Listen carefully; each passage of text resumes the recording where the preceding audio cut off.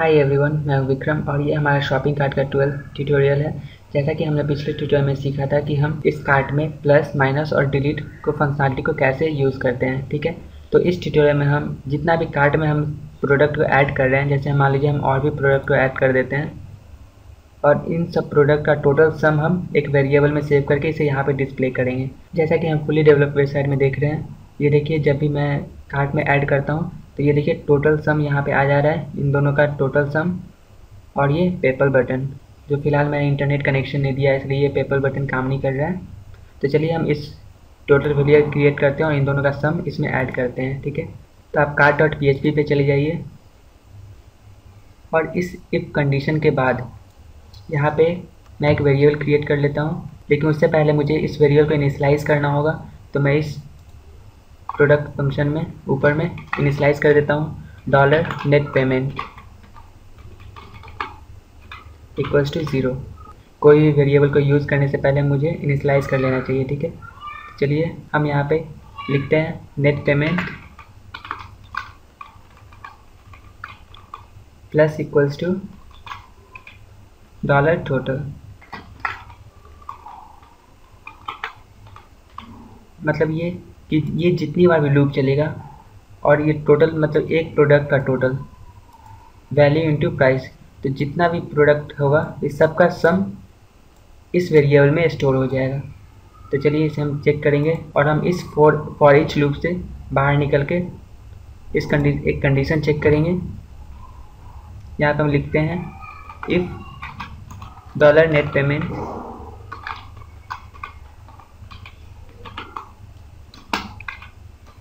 Is equals to 0। अगर net payment 0 है मतलब कोई भी प्रोडक्ट परचेज नहीं हुआ है या कार्ट में कोई भी प्रोडक्ट नहीं है, तो हम यहाँ पे डिस्प्ले कर देंगे एको, यहाँ पे एक स्पेस दे देते हैं, योर कार्ट इज एम्प्टी। तो चलिए इसे चेक करके देखते हैं और ये मैंने दोनों डिलीट कर दिया और ये देखिए यहाँ पे दिखा रहा है योर कार्ट इज एम्प्टी, ठीक है।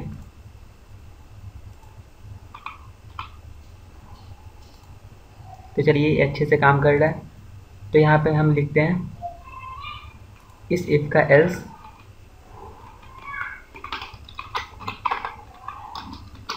मान लीजिए अगर नेट पेमेंट 0 नहीं है, अगर 0 है तो ये डिस्प्ले कर देगा योर कार्ट इज एम्प्टी। अगर 0 नहीं है तो हम यहाँ पे एको करेंगे टोटल इज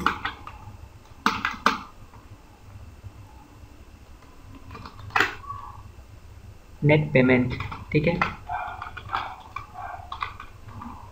मतलब ये यहाँ पे हम कह रहे हैं कि अगर नेट पेमेंट 0 है तो ये डिस्प्ले करेगा योर कार्ट इज एम्प्टी। अगर नेट पेमेंट 0 के अलावा या 0 के इक्वल नहीं है तो नेट पेमेंट हम डिस्प्ले कर देंगे, ठीक है।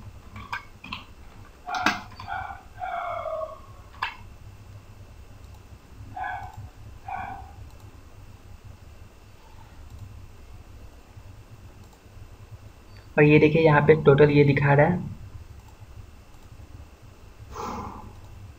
ठीक है। ये तो ये अच्छे से काम कर रहा है।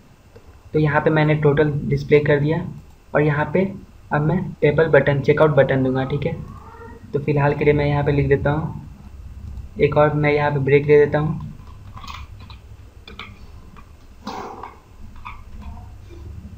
और यहाँ पे मैं लिख देता हूँ पेपल चेकआउट बटन।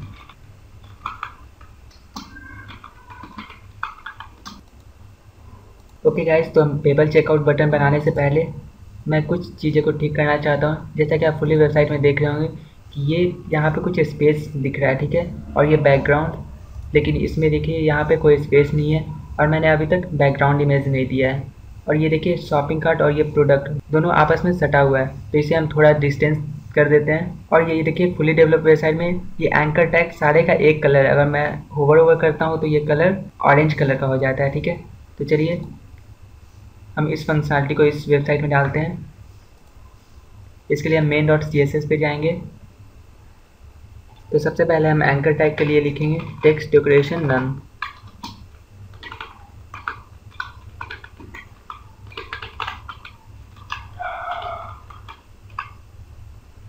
और गाइस टेक्स्ट डेकोरेशन नन का मतलब होता है कि मैं यहाँ पे आप देखिए कि बाय डिफ़ॉल्ट ये अंडरलाइन है, ठीक है, जितना भी एंकर टैग है सब अंडरलाइन है। तो मैं इसे टेक्स्ट डेकोरेशन नन कर दिया हूँ ताकि ये बाय डिफ़ॉल्ट अब अंडरलाइन जो है ये हट जाएगा, ठीक है। अब ये देखिए ये अंडरलाइन हट चुका है। तो मैं नेक्स्ट यहाँ पे दूंगा कलर ब्लू, फॉन्ट फैमिली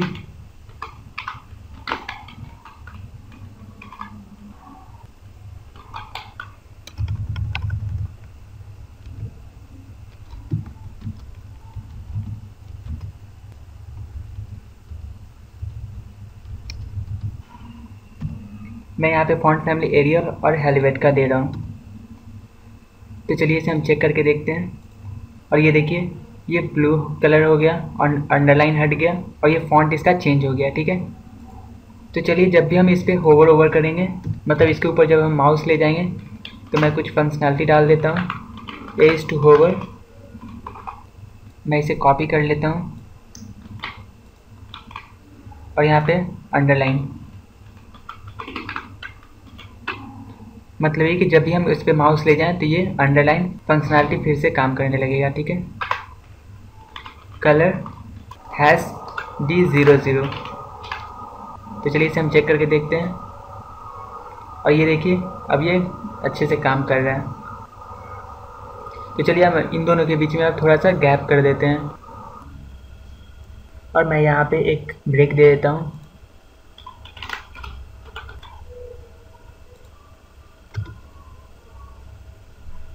और इसे चलिए हम चेक करके देखते हैं। और ये देखिए यहाँ पे अब गैप हो गया।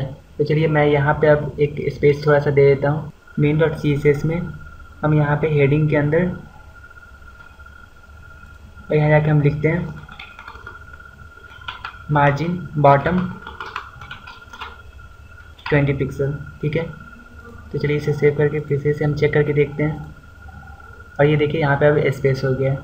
तो अब मैं इसे बैकग्राउंड दे देता हूँ और इसके अंदर हम टाइप करते हैं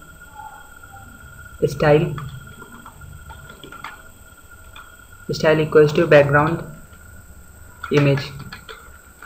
और स्टाइल एक CSS का प्रॉपर्टी है जो हम CSS इनलाइन CSS के लिए यूज़ करते हैं। बैकग्राउंड इमेज, और मैं यहाँ पे URL दूंगा जो लिंक है इमेज का। तो मैंने इमेजेस फोल्डर के अंदर रखा है, इसलिए इमेजेस / और इमेज का नाम यहाँ पे मैं वुडन लिख रहा हूँ क्योंकि मेरी इमेज का नाम वुडन है, और .jpeg, ठीक है। तो चलिए इसे हम चेक करके देखते हैं। और ये देखिए हमारा बैकग्राउंड इमेज आ चुका है। तो गाइस इस ट्यूटोरियल में इतना ही, और हम नेक्स्ट ट्यूटोरियल में पेपर चेकआउट बटन को क्रिएट करेंगे। तब तक के लिए goodbye and don't forget to subscribe to my channel.